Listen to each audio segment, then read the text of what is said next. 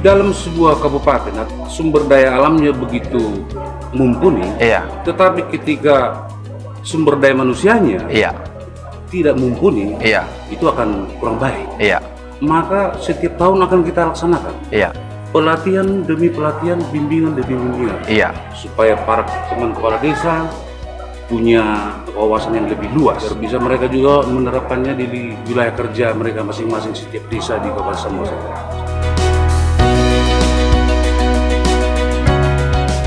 Saya yang namanya kegiatan peningkatan SDM ya, peningkatan kapasitas SDM, pasti saya support. Saya pikir 3 tahun 6 kali 7 kali itu termasuk sedikit sebenarnya. Termasuk sedikit. Termasuk sedikit ya, karena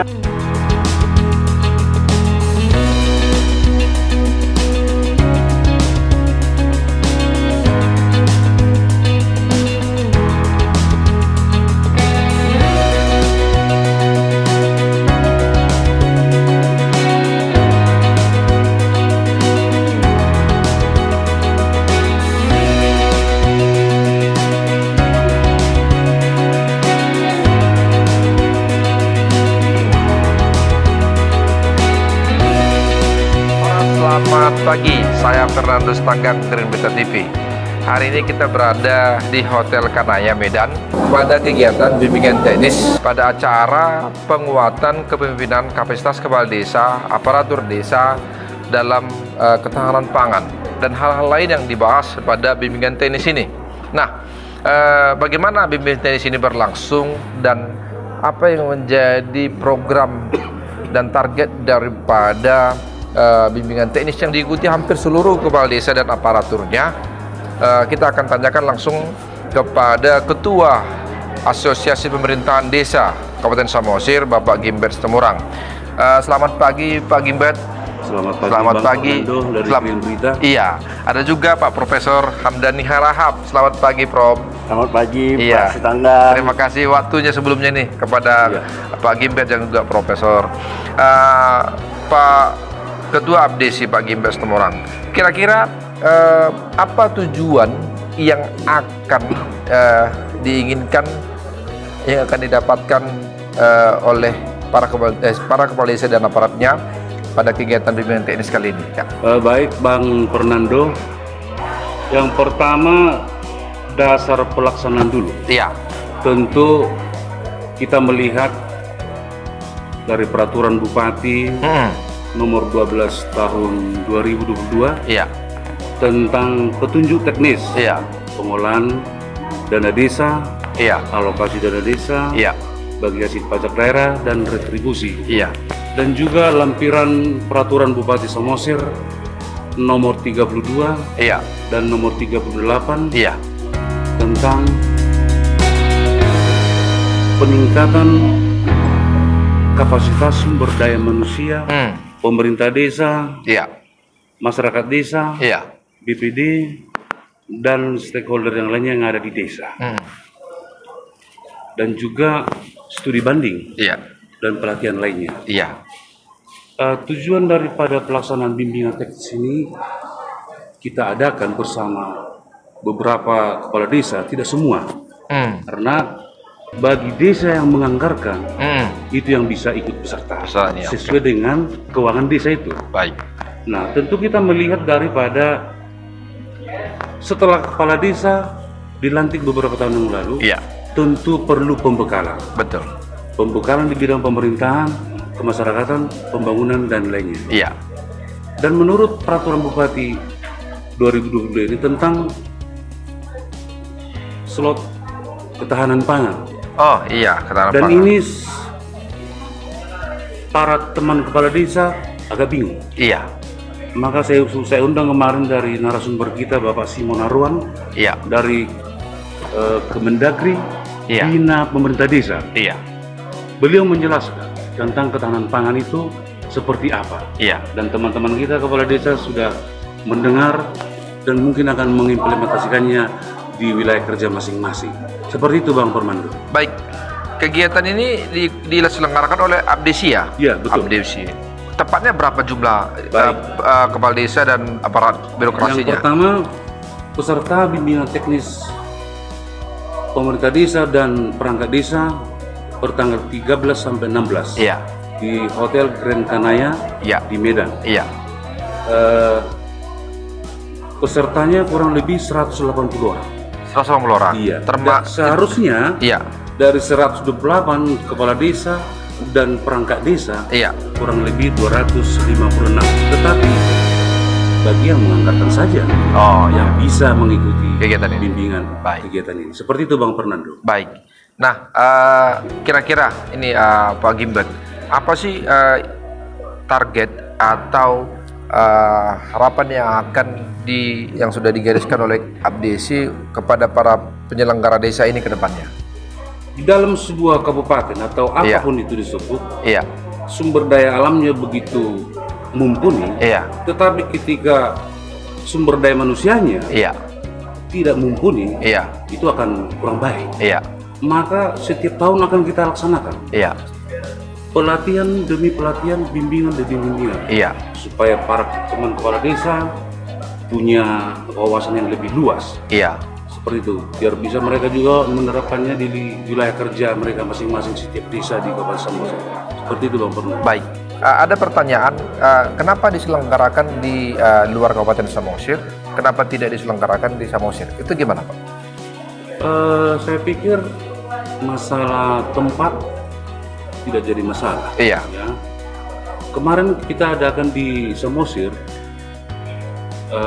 kemungkinan pada saat itu tidak mencukupi kamarnya atau bagaimana, sehingga saya ambil kebijakan di Medan seperti ini. Bisa kita banyak pilihan. Itu. Baik. Kegiatan yang sama seperti pelatihan seperti ini sudah beberapa kali diadakan oleh Abdesi ya? Semenjak saya terpilih jadi Ketua Abdesi Kabupaten Samosir kurang lebih 3 tahun yang lalu. 3 tahun yang lalu. Sudah berapa kali kegiatan pelatihan untuk penguatan kepemimpinan para desa? 3 tahun ini. 6 kali 7 kali. 6 kali 7 kali ya.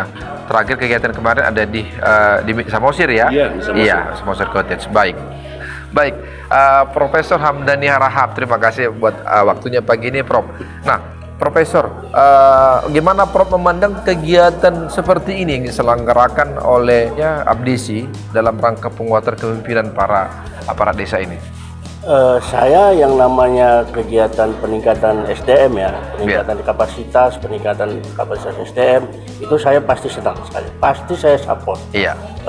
Polanya mau diadakan di Samosir, mau diadakan di Medan, yang namanya kita masih rendah SDM kita. Yang namanya ada peningkatan kapasitas itu harus kita harus lakukan terus menerus. Saya pikir 3 tahun 6 kali 7 kali itu termasuk sedikit sebenarnya. Termasuk sedikit ya, karena banyak hal-hal yang penting untuk kepala desa. Pengelolaan keuangan, pengelolaan administrasi desa, pengelolaan BUMDes, termasuk dia bagaimana membagi. Sekarang ada lagi masalah ketahanan pangan, itu dia harus tahu dan dia harus cepat tahu itu. Saya pikir itu termasuk sedikit. Namanya peningkatan kapasitas kita terus itu.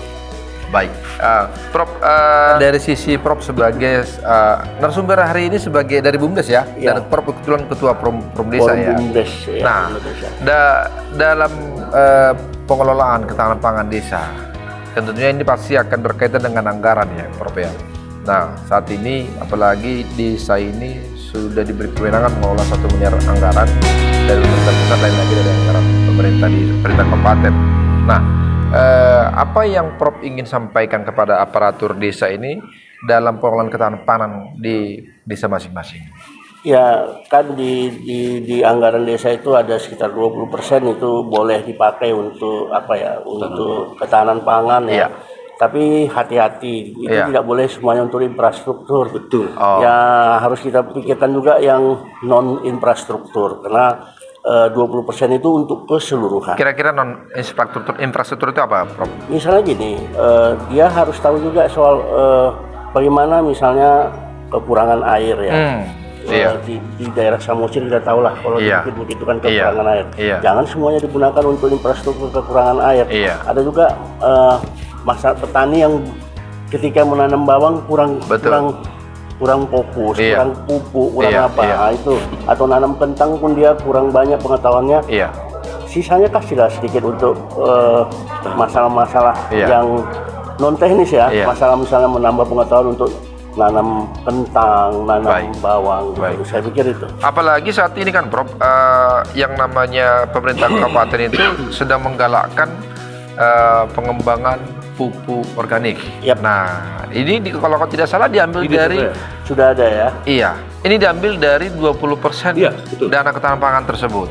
Nah, bagaimana Prof melihatnya? Saya melihat ya pupuk organik ini kalau petaninya kreatif ya, dia kan tinggal sisa-sisa makanan, sisa-sisa tanaman yang tidak terpakai, dia bisa buat kompos sendiri ya. Cuma dia harus tahu kandungan-kandungan lain yang non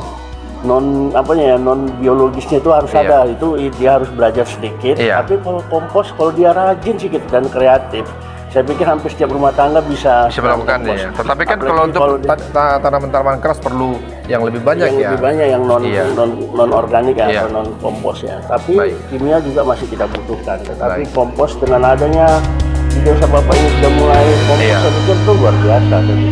Baik, mungkin Prof, dari sisi kemandirian dan profesional BUMDes, Prof, saat ini kan sering kita lihat BUMDes ini baru didirikan, sudah selesai, sudah tutup. Nah, apa saran Prof untuk para aparat desa, bagaimana BUMDes ini bisa bertahan dan bisa profesional, tentunya khususnya bagi Samosir yang jadi kawasan strategis pariwisata nasional ini? Saya lihat ini kan kita bosan melakukan penilaian terhadap seluruh BUMDes di Sumatera Utara.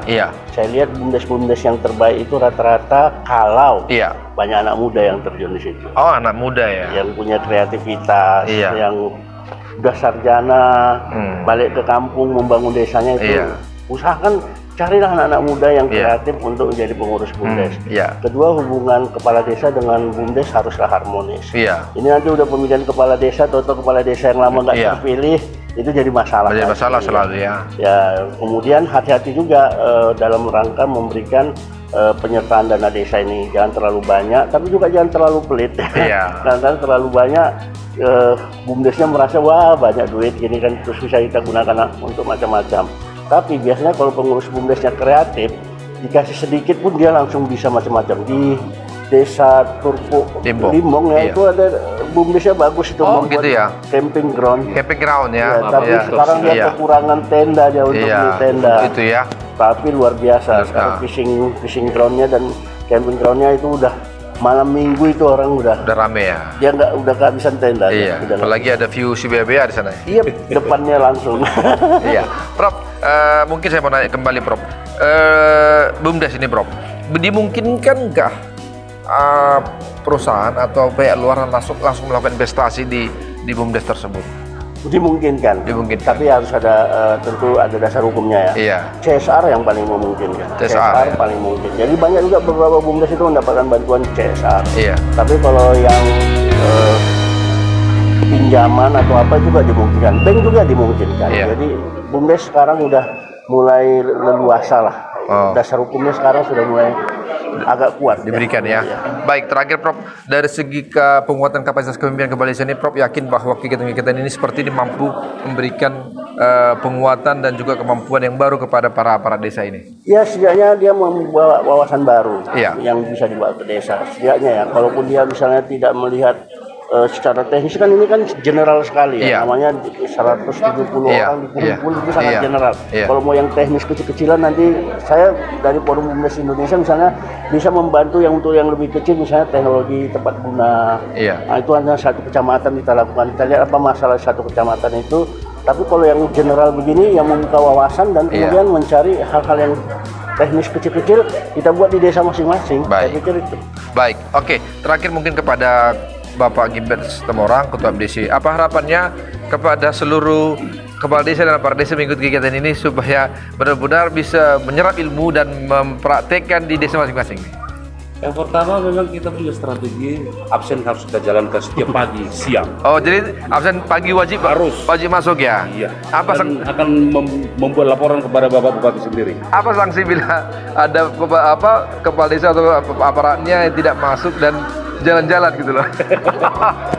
Kita akan berikan sanksi teguran. Teguran ya. Karena yang sekarang mereka datang ke sini berlatih dan pakai uang rakyat ya. Kemudian? Dan saya pikir dari secara keseluruhan pengadaan daripada pelatihan bimbingan teknis ini tentu mendukung program dari pemerintah Kabupaten Samosir. Iya. Yang mana KSPN, kawasan strategi pariwisata nasional, iya, tentu butuh wawasan yang lebih luas. Iya. Maka kedepannya juga kita akan selalu akan mengadakan kegiatan di hal yang serupa. Seperti ini ya. Seperti ini. Artinya bagaimanalah para desa ini bukan lagi kata dalam tempurung ya, tapi bisa mengembangkan kemampuannya ya. Apalagi saya lihat nih unsur para desa terutama ini banyak kaum muda ya. Mungkin kepala desanya mungkin yang sudah berusia matang, tapi kalau para desa adalah kaum muda yang perlu harus diisi ilmunya ya. Seperti itu. Betul Bang Permen. Saya berharap dengan kegiatan ini teman-teman dan siapa saja pun yang mendengar melihat kegiatan positif yang kita laksanakan setiap tahunnya agar mendukung para kami kepala desa dalam menjalankan tugas kami setiap harinya, tentunya di wilayah kerja kami masing-masing, dan yang pasti kami mendukung pemerintah Kabupaten Samosir sampai ke depan. Terima kasih. Baik, terima kasih Pak Ketua Abdesi, Pak Gibes Tumorang dan Profesor Hamdani. Semoga sukses selalu dan tentunya semangat untuk melakukan tugas pelayanan pengabdiannya ya.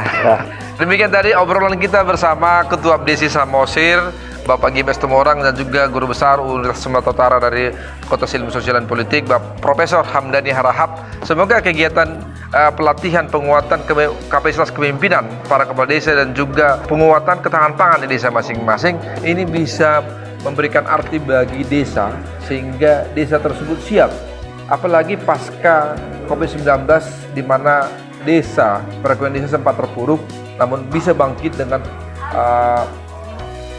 SDM yang handal ke depannya. Saya Fernando Tanggang, Green Beta TV, Horas.